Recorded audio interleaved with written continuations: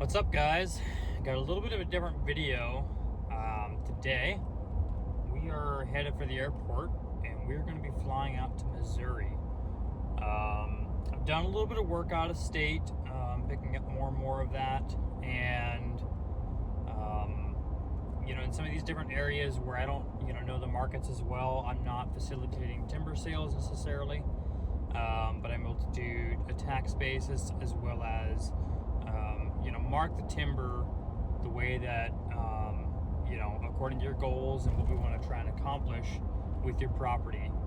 And in this case, we're going to be working on a decent sized property in Missouri. We're going to be doing a harvest specifically around whitetail improvement. He just purchased the property, so he's looking to get some return back on his investment there. And so there's multiple layers that we're looking at it from. And so I'll be going out, establishing the basis, and I'm able to do that just with there's documented historic values on timber in each state, and so I'm able to do that, and then I can go in and mark the timber and create in some areas I'll do a bid sheet to where the landowner can then present that bid sheet to buyers in his or her area.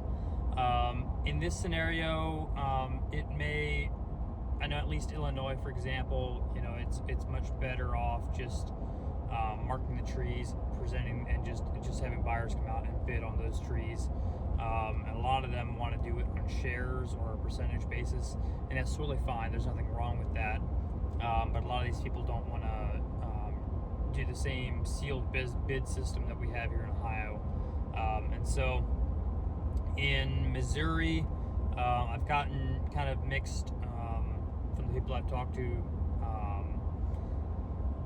It can go either way. There's people that do it based off of shares. There's also guys that buy it up front. So that's going to be up to the landowner on the direction he wants to go with that. But I'm super excited. I don't get to do a lot of these out-of-state runs. I'm going to be doing one here in Illinois in about a week or two as well. But it should be fun. Follow along. We'll see how it goes.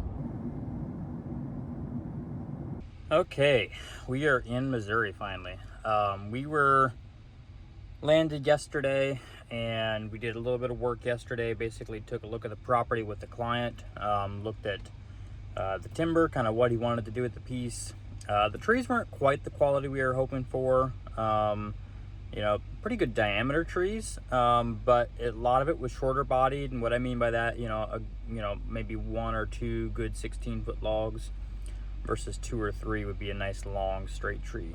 So you don't have quite the amount of board feet in them. And then the species was more heavily weighted to black oak, which is not as desirable, but there's guys out here that'll cut that stuff. So we're basically out here, we're marking the timber, we're doing a timber tax basis, and it is like, I don't know, 85 degrees already, and it's like 7 o'clock in the morning. So I picked one of the hottest weeks out here to get out here and do this. So it was kind of miserable yesterday, but we took a look at what he wanted to do, and then I got started marking some of the timber, but we got the big bulk of it to do yet today, and I'm excited to get in there and start working.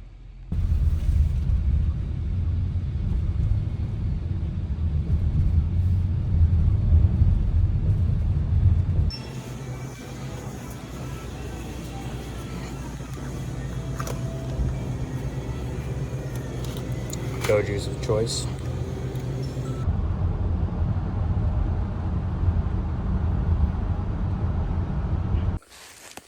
Okay, so we've been out on the property here for a little bit now. Feels a little bit better this morning than it did yesterday afternoon, but kind of wanted to show you what a lot of this piece looks like. Just a sea of black oaks, and then in that you've got some hickory and post oak regeneration. So we're definitely gonna, you're gonna have a lot of black oak left in here after the project's finished. But there's gonna be some follow-up TSI that the landowner's gonna be doing. In some of the areas where we wanted to do bedding pockets, there wasn't really, marketable timber in those areas.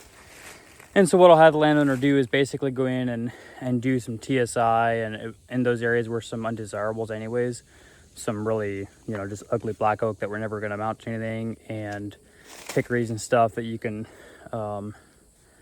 do some cutting on your own. So, and you know, open that canopy up. But I wanted to show you here just kind of what this looks like. A lot of, you know, short-bodied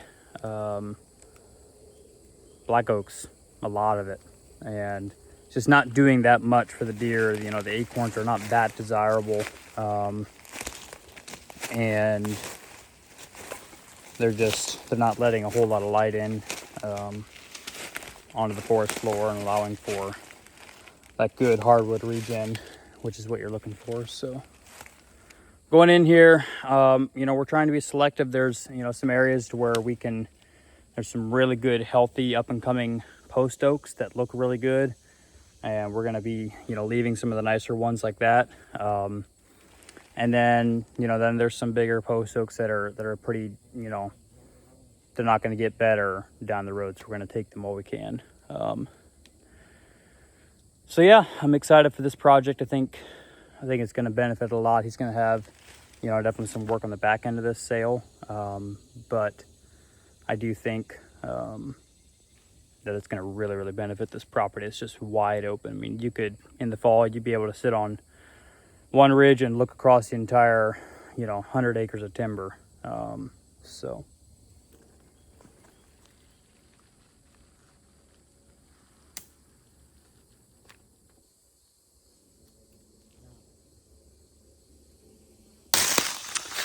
So right in here is an excellent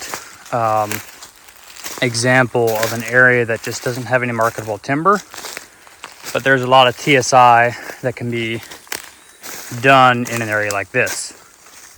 So right here, got a cluster of black oaks that don't look very good. You've got 1, 2, 3, 4 post oaks, and then here you've got a hickory. So you look at the canopy of those. By removing those black oaks that aren't really going to ever be of value or benefit to the wildlife, and removing this hickory tree, you're going to release the canopy of these post oaks, and you're going to have a lot more growth on these 4 trees as a result of that. And you know, the hickory can be treated with herbicide. The black oaks can be just flush cut. You're going to get some shoots off of that, which the deer can browse on. But you'll see examples of that, you know, throughout this entire woods. And that's not to say that every post oak is worth keeping either. You know, so right here, you've got an example of 4 really tight growing post oaks.